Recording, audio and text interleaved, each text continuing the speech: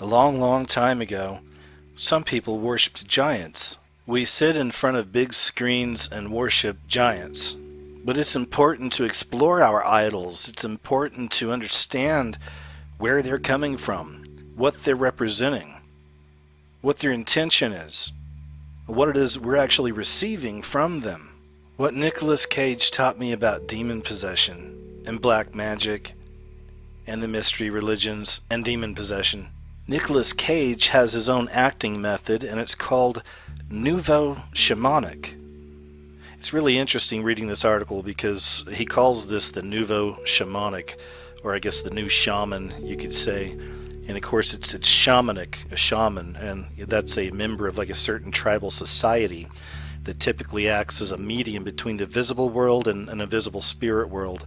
And they'll usually practice magic or sorcery for purposes of healing or divination and even control over natural events.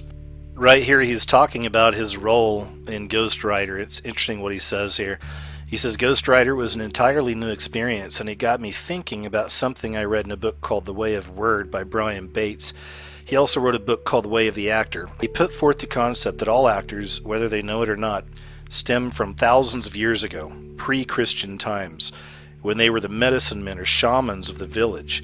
And these shamans, who by today's standards would be considered psychotic, were actually going into flights of the imagination and locating answers to problems within the village.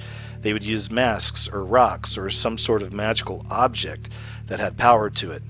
So it occurred to me, because I was doing a character as far out of your reference point as the Spirit of Vengeance, that I could use all these techniques. I would paint my face with black and white makeup to look like an Afro-Caribbean icon called Baron Samedi, my altar, or an Afro-New Orleans icon who is also called Baron Saturday. He is a spirit of death, but he loves children. He's also very lustful, so he's a conflict in forces. So I would put black contact lenses in my eyes so that you could no longer see the whites of my pupils, so that way I looked more like a skull or a shark. On my costume, my leather jacket, I would sew in ancient, thousands of years old Egyptian relics and gather bits of tourmaline and onyx, and would stuff them in my pockets to gather these energies together and shock my imagination into believing that I was augmented in some way by them, or in contact with ancient ghosts. I would walk on the set looking like this, loaded with all these magical trinkets, and I wouldn't say a word to my co-stars or crew or directors. I saw the fear in their eyes, and it was like oxygen to a forest fire. I believed I was the Ghost Rider. And it certainly seems right there that he's not so much acting, but having these spirits possess him. Even more interesting, kind of near the end of the article, Nicolas Cage just puts it right out there. I mean, you really don't have to read between the lines on this. He's telling you he was possessed. Right here he says, I think that Ghost Rider's Spirit of Vengeance was mentally taxing, if only because I had to go to a Christmas party shortly after I had wrapped photography in Romania at 2 in the morning as the Ghost Rider. I had a couple of schnapps and I went to the party, and I'm telling you that I had not entirely let go of whatever magic I had been channeling, and all hell broke loose. In fact, I kept saying over and over, Merry Christmas, you a-holes. So right there it is. I mean, whatever magic he had been channeling left him drained, mentally taxed, and caused all hell to break loose at a Christmas party. It makes sense, right? So isn't it interesting that the more we learn about Hollywood, about screenwriters, about the spiritual, or rather spiritist practices of actors and actresses, the more we see this, the more we learn, the more we see that connection that's really there in all forms of entertainment. We're beginning to see that in reality, a lot of this, quote, entertainment is actually occult rituals in disguise. Nicolas Cage on working with Herzog and demons. He says, New Orleans is the birthplace of jazz. It's African, French, and full of magic. The city itself was a character, and it informed my performance. I directed my movie Sunny there, and I wanted to go back. Now, I had some experiences in New Orleans that I don't want to talk about. Let's just say that I knew that returning would put me face to face with demons. So filming in New Orleans could be a disaster, or it could be cathartic and fantastic. Nicolas Cage purchases the LaLaurie House. The LaLaurie House is a mansion in New Orleans. It's famous, and it's been featured in America's Most Haunted Homes. It was even featured in Coven from American Horror Story. The house has an infamous history where obscenely cruel torture took place on the slaves, mostly by the hands of the infamous madam. Nicolas Cage owned the mansion until losing it to foreclosure in 2009.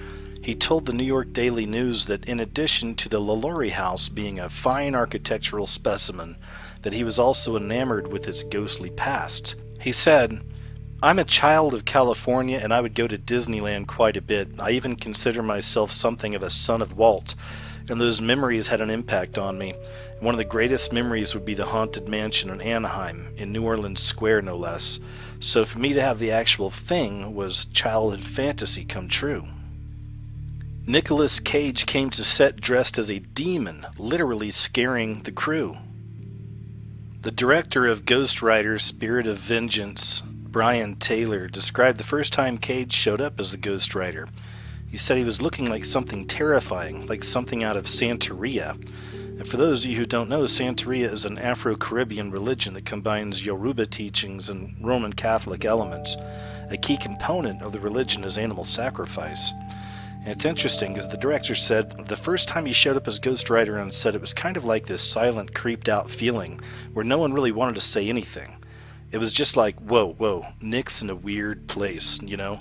And it was kind of awesome. I mean, he wouldn't talk. He was very quiet. He had also placed black glass lenses over his eyes, only adding to the creepiness. So here's a picture of Nick Cage with his son, and as you can see, his son is wearing the pentagram on his shirt. But that's not the only time he's been wearing something like that. I mean, as you can see right here, I don't think it takes a lot of reading between the lines or anything to understand where he's coming from. So once again, we find this satanic kind of connection back to Nicolas Cage, right? But that's not where it ends. It turns out that him and his son have actually created a comic book series. Check this out. Voodoo Child, from Weston Cage and his daddy Nick.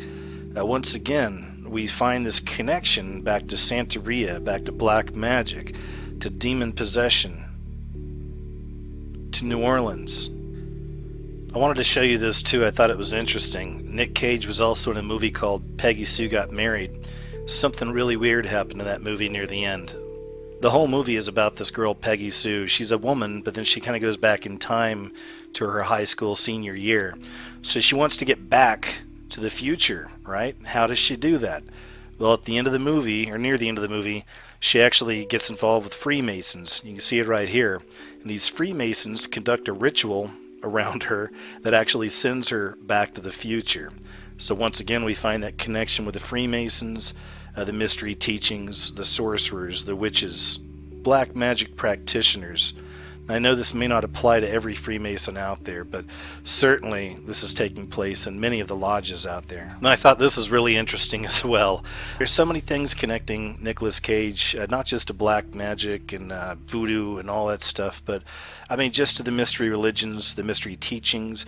You know this guy's been in the lodge, all right? Like, he understands a lot of this stuff. Even right here, he bought a pyramid-shaped tomb. And here's the tomb. And is it any surprise? Can you guess where it's at?